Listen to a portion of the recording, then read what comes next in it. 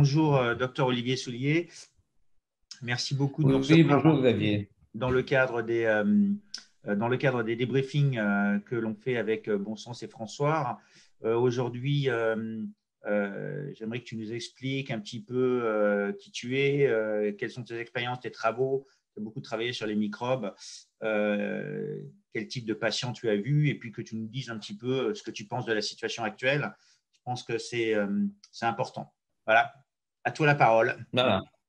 Alors, d'abord, avant de commencer, je dirais là, ce n'est pas en tant que médecin, c'est en tant que citoyen. J'étais très choqué par ce que j'ai entendu hier et avant-hier à la télévision quand on voit un ministre qui va à l'Assemblée nationale et qui dit aux députés sortez. Et en tant que Français qui était élevé dans la devise liberté, égalité, fraternité, je me souviens de la phrase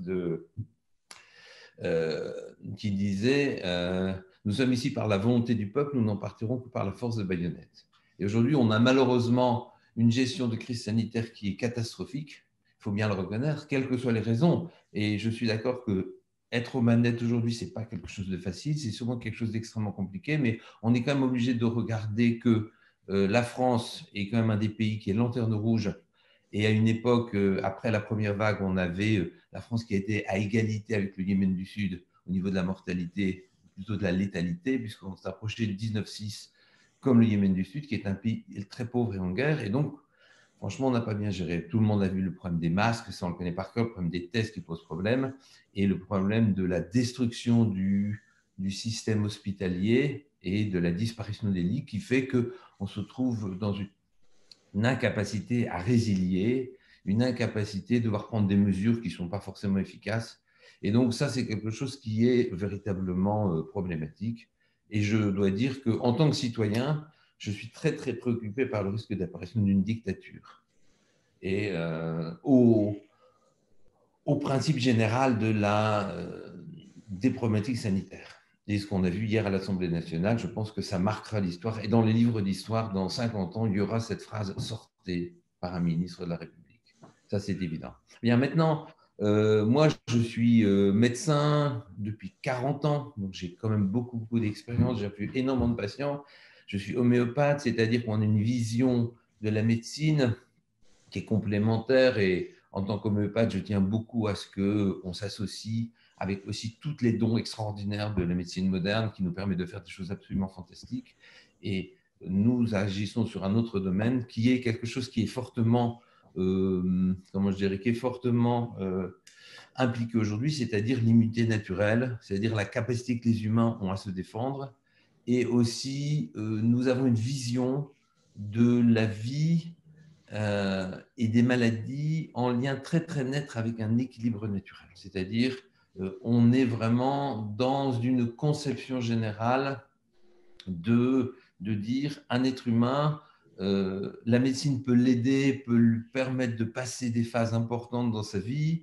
Et les grandes gloires de la médecine moderne, c'est de pouvoir remplacer une valve quand elle est foutue, de pouvoir sauver des gens en réanimation dans des passages difficiles.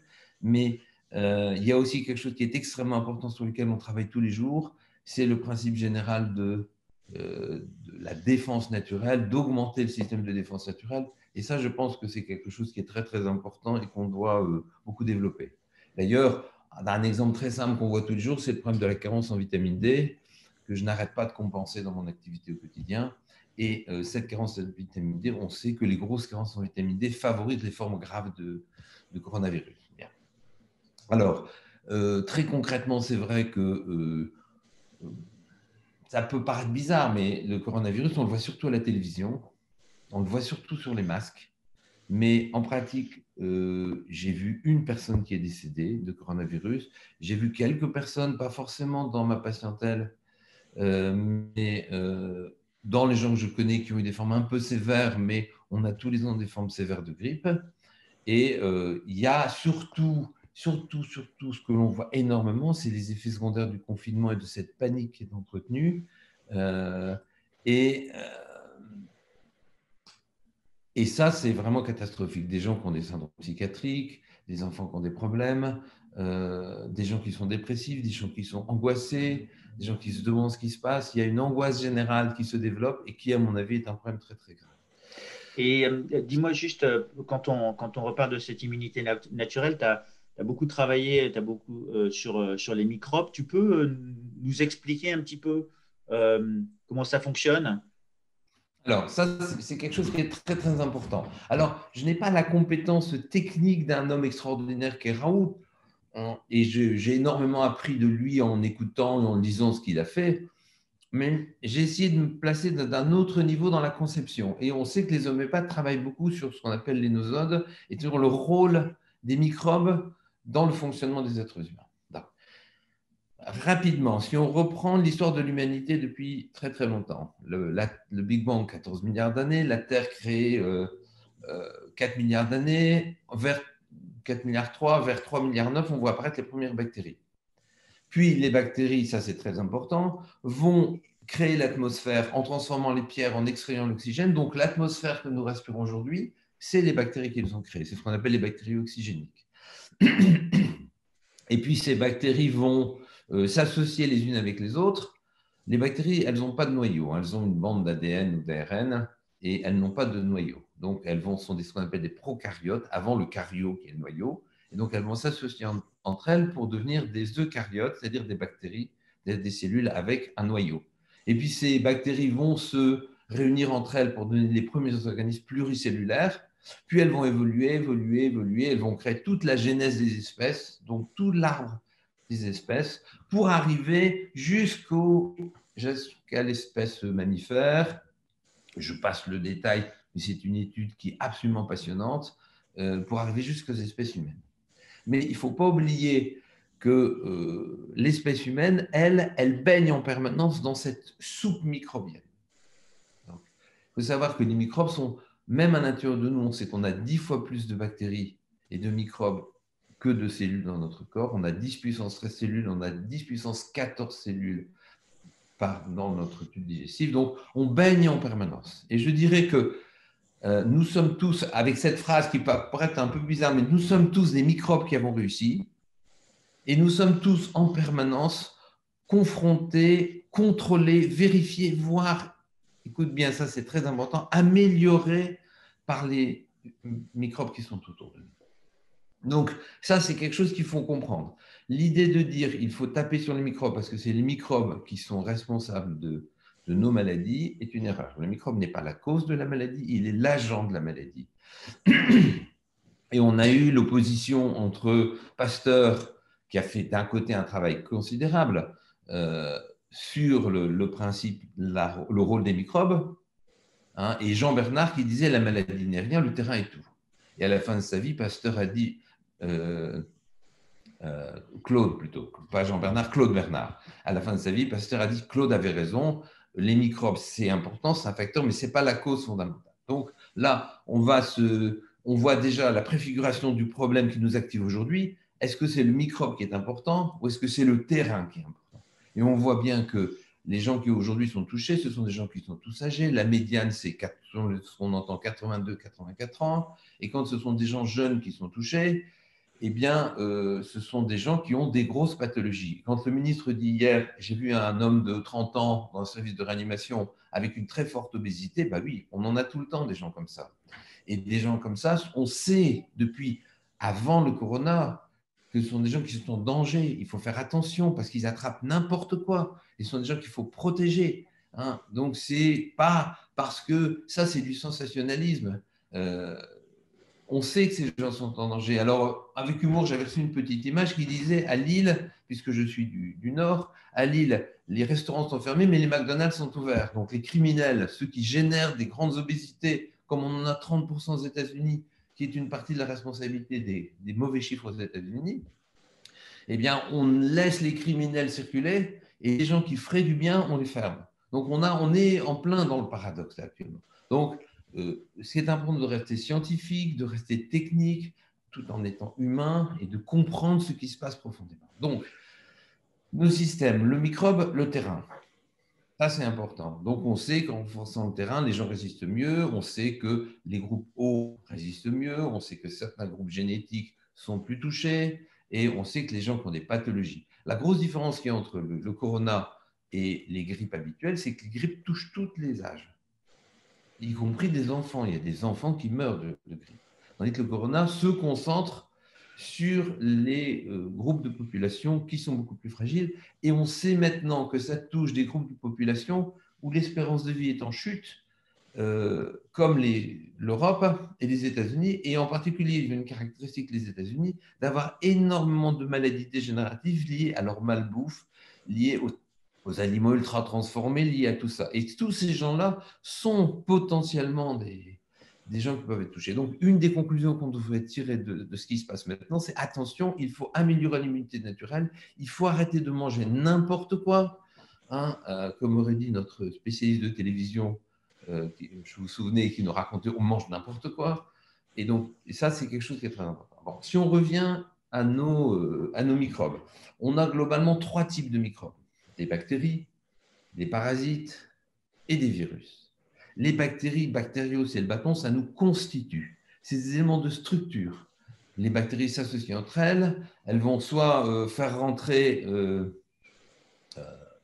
par endosymbiose une bactérie qui va permettre de fabriquer de l'oxygène en captant du gaz carbonique.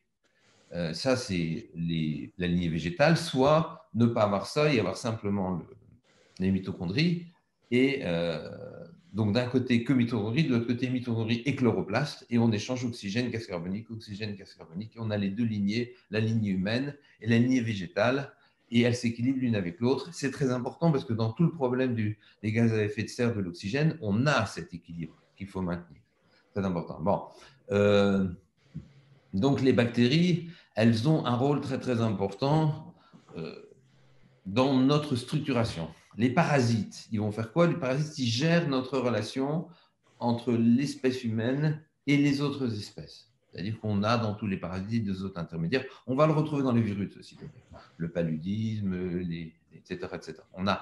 Ça gère la relation entre les humains et leur environnement animal. Donc, c'est la sortie de l'animalité pour arriver vers l'humanité. La sortie du groupe. On voit par exemple que le paludisme, il existait dans les marais des Flandres. Louis XIV a attrapé le paludisme dans les marais des Flandres. Maintenant, on n'en a plus qu'en Afrique. Les structures de société ont changé. Et évidemment, on a asséché les marais, c'est vrai, mais on n'a plus les éléments de structure de société pour permettre au paludisme de se développer. Plus les éléments de climat non plus, etc. Et la troisième catégorie, qui est celle qui nous intéresse ici, ce sont les virus. Alors, les virus, on a dit, ce ne sont pas des cellules vivantes parce qu'elles sont incapables de se produire elles-mêmes. Elles ne font que parasiter. D'une façon générale, les microbes nous posent 3 questions. Qui es-tu? C'est-à-dire définition de l'identité, définition de l'immunité. On sait que les bactéries, quand elles nous attaquent, vont renforcer notre système de défense. La plupart des bactéries vont favoriser les systèmes de défense, vont les renforcer. Donc, avoir des attaques de petites bactéries quotidiennes, c'est excellent, et on le sait bien. On sait que quand on stérilise, on a ce qu'on appelle l'hypothèse hygiénique, et les gens tombent plus malades. Donc, des petites bactéries gentilles au quotidien, ça, c'est excellent pour renforcer. Ça nous permet d'être prêts à résister aux très grosses bactéries graves. Alors, là-dessus, la médecine, elle fait quoi? Elle vérifie et elle intervient quand il y a un gag. Et comme disait Fouché hier à ton micro, il disait, l'AREA, ça sert à passer des caps difficiles. Et la médecine, ça sert à... Le fonctionnement de la médecine, c'est d'accompagner les êtres humains, de les aider à se renforcer et d'intervenir, un peu comme le SAMU et les pompiers, quand c'est difficile, pour leur permettre de passer des caps. Et ça, c'est fondamental. C'est le rôle du médecin. Bien, donc, les microbes posent 3 questions. Qui es-tu? Que fais-tu? Et où vas-tu? Et les infections qu'on a tout au long de notre vie, c'est ça. Les virus, ils sont vraiment dans l'idée de où vas-tu? Ce sont des éléments qui interviennent pour nous faire passer des stades évolutifs, pour nous confronter avec des stades évolutifs. On voit bien le virus du sida qui intervient, la déforestation, a beaucoup joué, le rôle, l'action sur le sang et les trafics de sang ont joué, et en quelque sorte, le virus du sida, il est intervenu et il a en quelque sorte limité un certain nombre de pratiques. On voit bien ce qui s'est passé concrètement dans les transfusions, dans les relations interhumaines, etc. Il a eu un rôle de régulation. Et on n'a toujours pas trouvé le vaccin, probablement parce que son rôle de régulation n'est pas terminé. Il faut savoir qu'en général, on trouve rarement le vaccin pour une maladie avant qu'elle n'ait fait son rôle. Quand on a trouvé le vaccin contre la tuberculose, elle avait déjà disparu à 95% de la surface de la Terre. Et la tuberculose, elle nous confrontait aux conséquences de la pauvreté de l'ère industrielle. Et on la voit encore chez les migrants, le quart-monde, etc., où on a encore des extrêmes pauvretés et où la tuberculose se régale malgré tous les traitements qu'on peut donner. Donc, les virus, c'est une forme évolutive. C'est ça qu'il faut comprendre. Tu vois, si tu es là, si tu es sorti du ventre de ta mère, si je suis sorti du ventre de ma mère, c'est grâce à un virus. Et si on n'est pas sorti d'un œuf, c'est grâce à un virus. Il y a 40 millions d'années, il y a un virus qui était un rétrovirus comme les lucidos, c'est-à-dire HERV, Human Endogène Retrovirus, qui a infecté les poules ou les oiseaux, les ovipares, et donc HERV W40, et qui a fait rajouter dans le gène des êtres vivants un gène capable de faire deux choses, de créer une immunotolérance et de faire une fusion de cellules. Donc une immunotolérance, ça veut dire une femme peut accepter de voir se développer à l'intérieur d'elle un organisme qui est à 50% immunitairement différent, ce qui est normalement impossible. Mais ça, c'est l'immunotolérance nécessaire. Et deuxièmement, une protéine qui s'appelle la syncytine qui permet de fusionner, de créer un placenta et pas que l'œuf passe dans le viaduc et soit pondu, mais qui reste accroché à la paroi et que ça devienne un utérus. Et ça, c'est la syncytine. Et ça crée ce qu'on appelle le syncytiotrophoblaste, c'est-à-dire le placenta. Donc, ce sont des éléments d'évolution. Voilà. Donc, aujourd'hui, en permanence, on est confronté à ça, à des éléments d'évolution. Alors, il y a quelque chose qui est un peu terrible, mais c'est quand même une réalité, c'est que en permanence, les virus et les bactéries nous confrontent.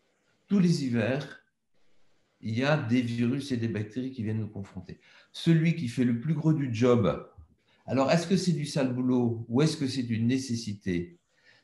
Ça, on peut, voilà, c'est la grippe et la maladie, mais aussi les coronas, on les connaît depuis longtemps, ça existe, où beaucoup des virus respiratoires vont tous les hivers confronter tous les êtres humains pour tenter de les renforcer et pour faire tomber les plus fragiles. Alors, en tant que médecin, on ne va pas accepter ça. En tant que médecin, on ne se bat pas, mais on essaie d'agir intelligemment pour aider les humains à passer des phases et à passer des phases et à passer des phases. C'est la fonction générale du médecin, et avec une notion quand même qui est très importante, c'est ne pas aller jusqu'au stade de l'acharnement. C'est en matière de cancer, mais aussi de pas mal de pathologies, qu'on peut aller très très loin.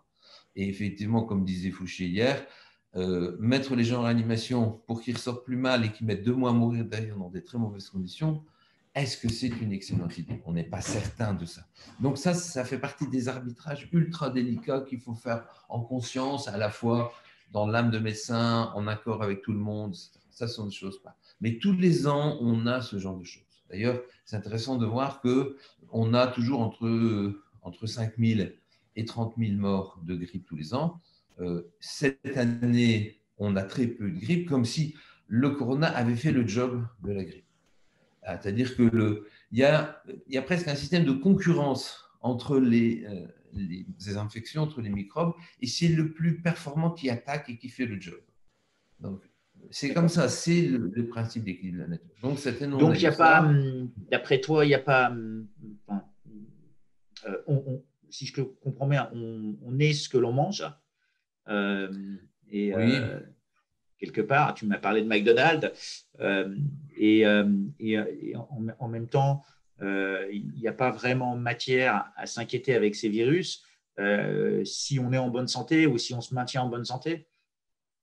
Oui, d'un côté, oui. Bon, on est ce qu'on mange. Hippocrate disait que l'alimentation soit ta première médecine. On doit tous s'entraîner pour rester en bonne santé. La fonction du médecin, et on ne le fait pas assez, d'être préventif dans les diététiques, dans les modes de vie, dans les fonctions comme ça. Alors, il y a des médecins comme moi qui agissent beaucoup là-dessus. Il y en a d'autres qui sont des super techniciens qui nous permettent de passer des phases, et c'est extraordinaire de les avoir. Donc, il ne faut pas opposer les deux, elles sont très complémentaires.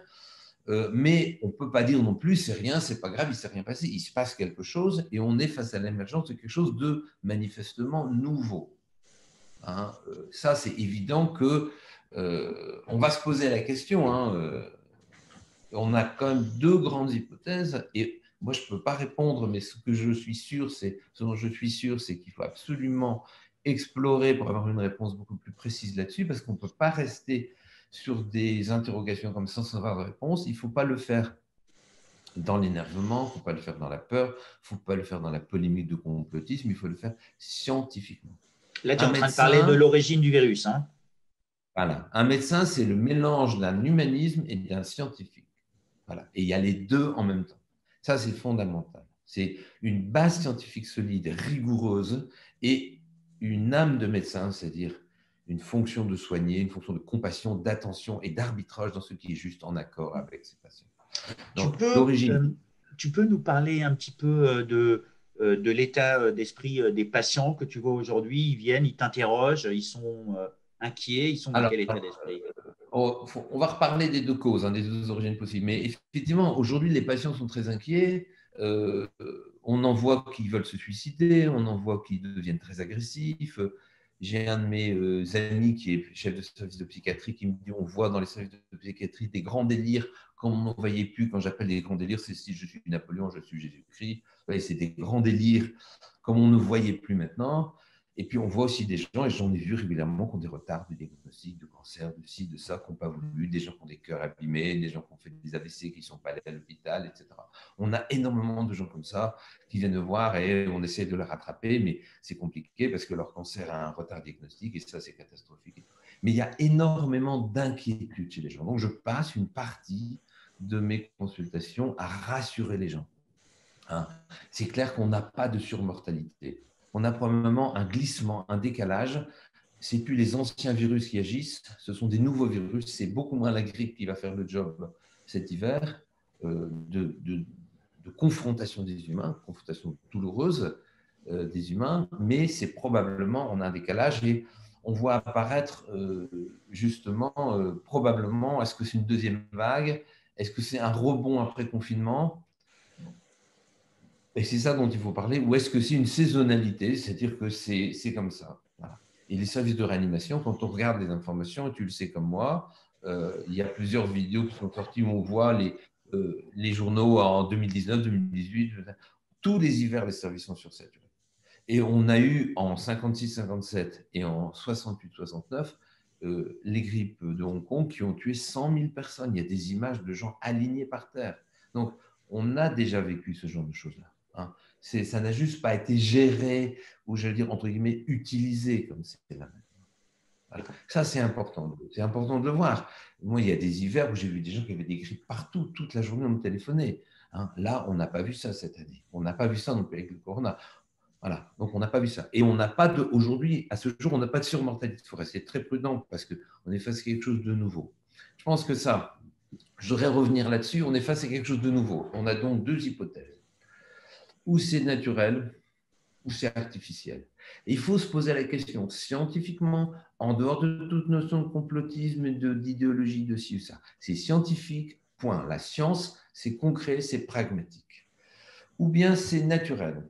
Et effectivement, il y a ces fameux 4 processus, 4 insertions qui sont dans les coronas, et 3, on sait que ça peut être naturel, la 4e, c'est plus compliqué. Imaginons que ce soit naturel.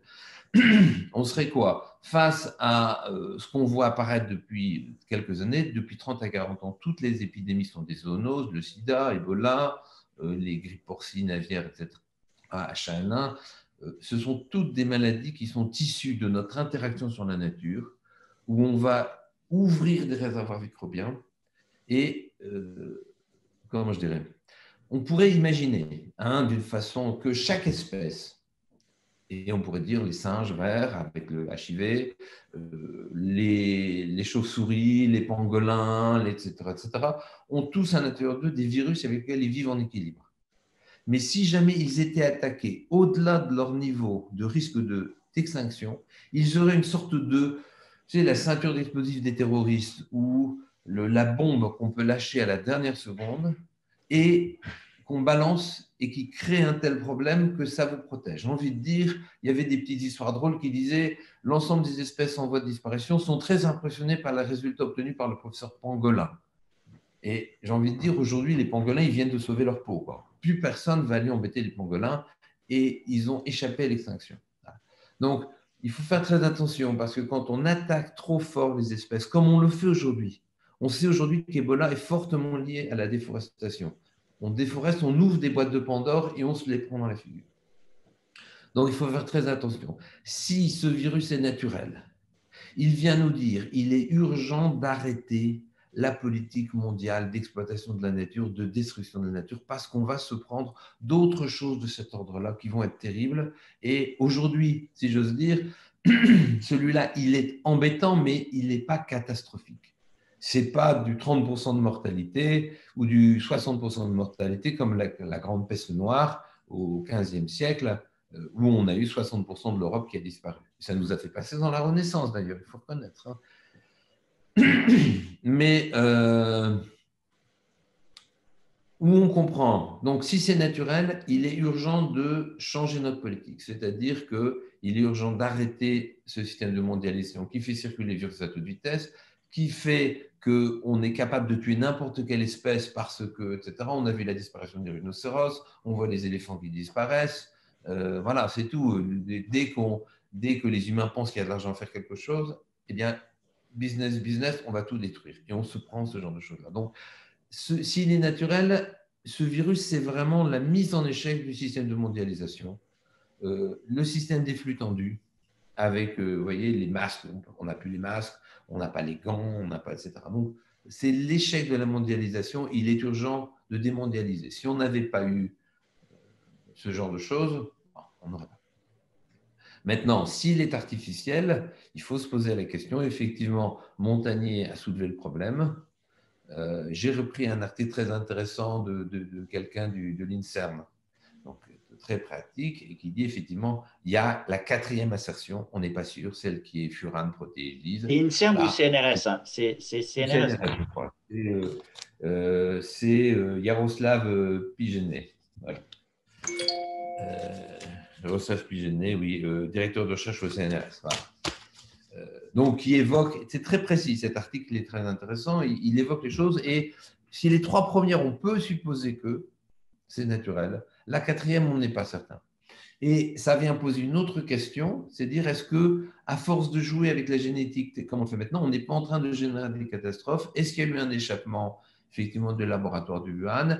Est-ce que, bon, il y a Orion Côte qui a parlé de ça, il y a Montagnier qui a parlé de ça, il faudra un jour se poser les questions sur ces fameux brevets, sur ces gains de fonction qui permettent de passer, etc.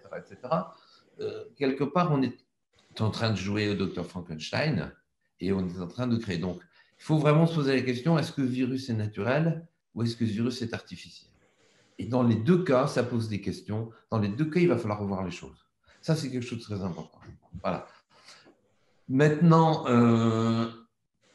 on pourrait proposer une petite histoire naturelle de cette épidémie. Et avec le recul, parce que tu sais comme moi qu'il y a cet énorme scandale de la chloroquine. Alors moi, ce que je peux dire sur la chloroquine, c'est que, et dans les règles de ce qu'on a le droit de faire, je l'ai utilisé dans les règles de ce qu'on a le droit de faire, c'est clair qu'ils ont été assouplis, qui ont été difficiles au début, assouplis maintenant. Je ne sais pas ce que ça va donner avec les derniers votes, mais bon. Et puis j'ai vu ce que ça donne.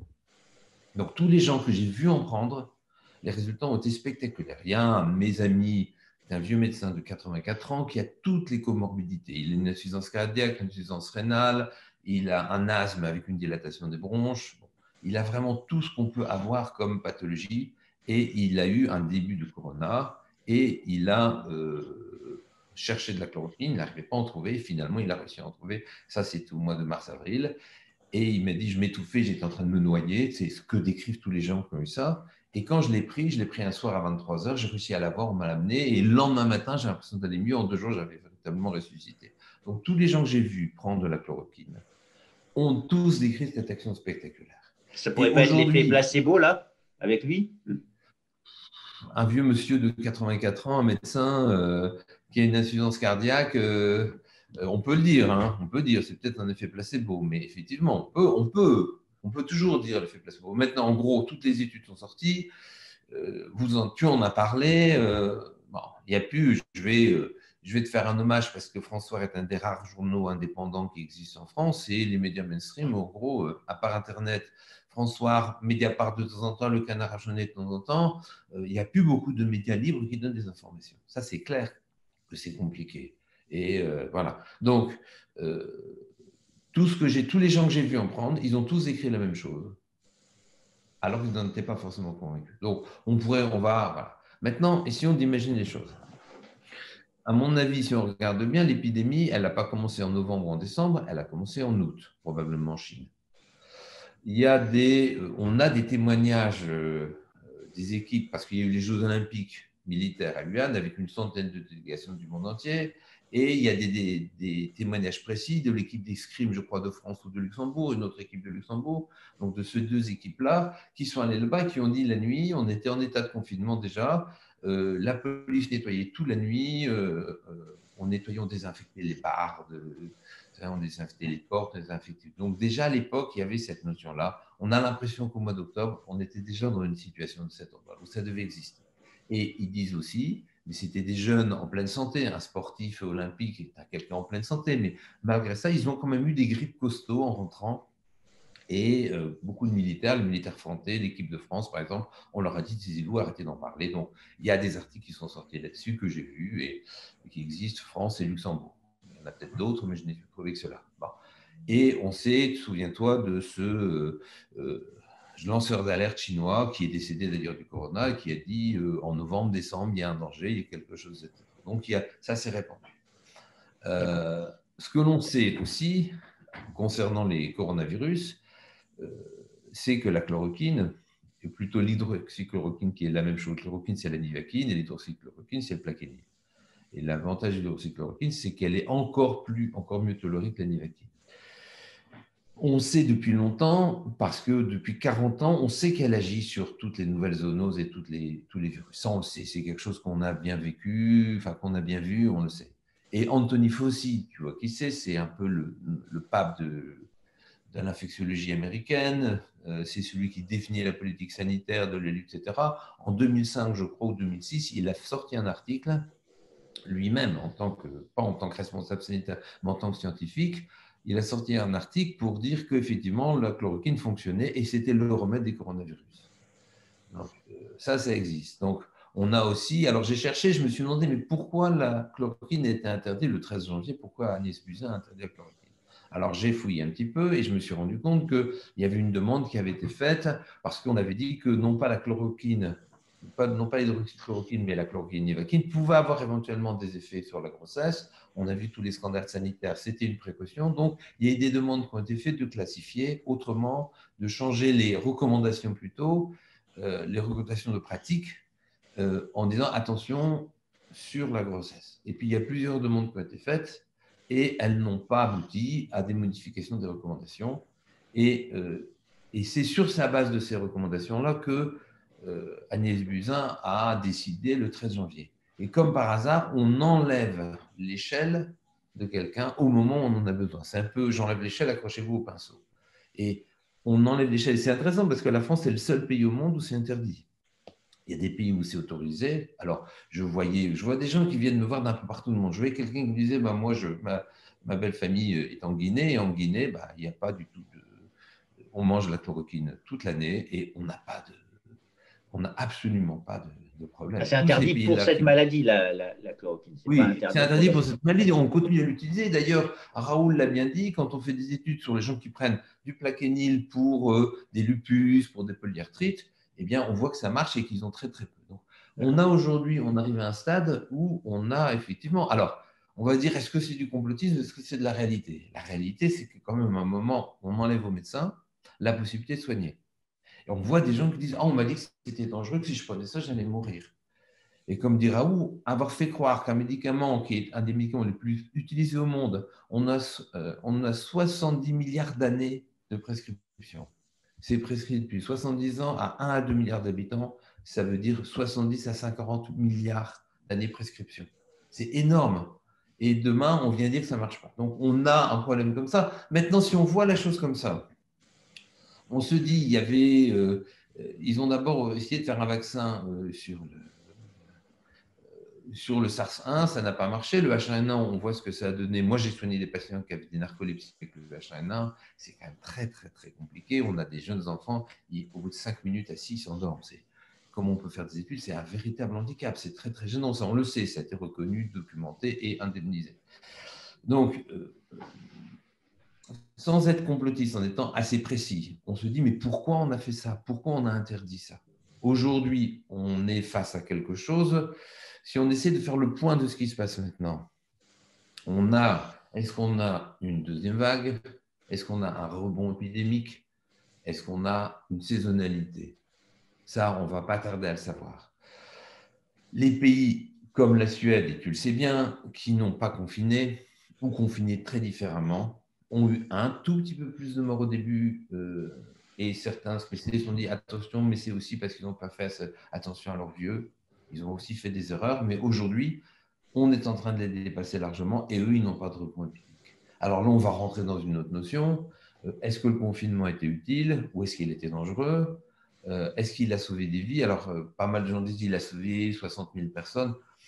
Je ne sais pas. Les pays qui n'ont pas confiné, qu'on peut confiner comme les Pays-Bas, on le sait bien, ont eu moins de morts. Voilà. Et donc,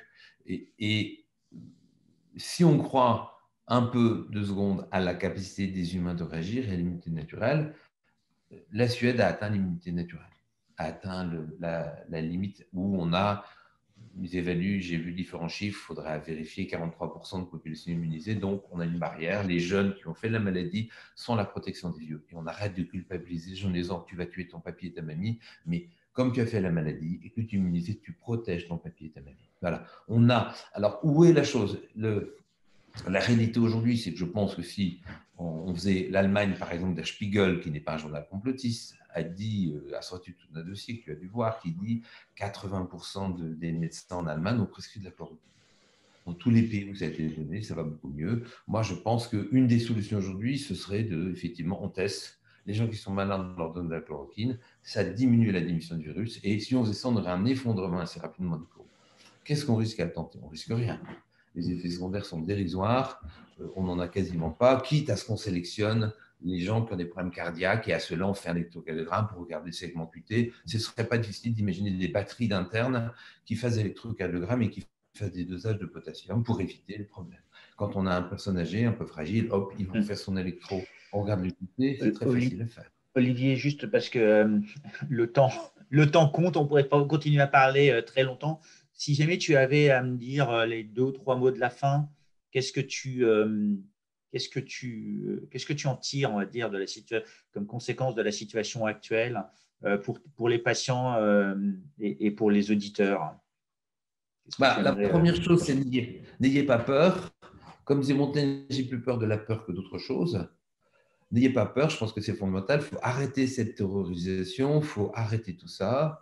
La deuxième chose, c'est qu'on est face à quelque chose qui nous pose de réelles questions, il faut se les poser. Et je ne suis pas sûr qu'on réponde dans le bon sens. On va plus dans le sens de laisser ouverts les McDonald's plutôt que les restaurants. La troisième, c'est éteignez peut-être vos télévisions parce que les télévisions vous terrorisent et ce n'est pas une bonne idée. Essayez de voir d'autres informations pour ne pas vous rendre malade.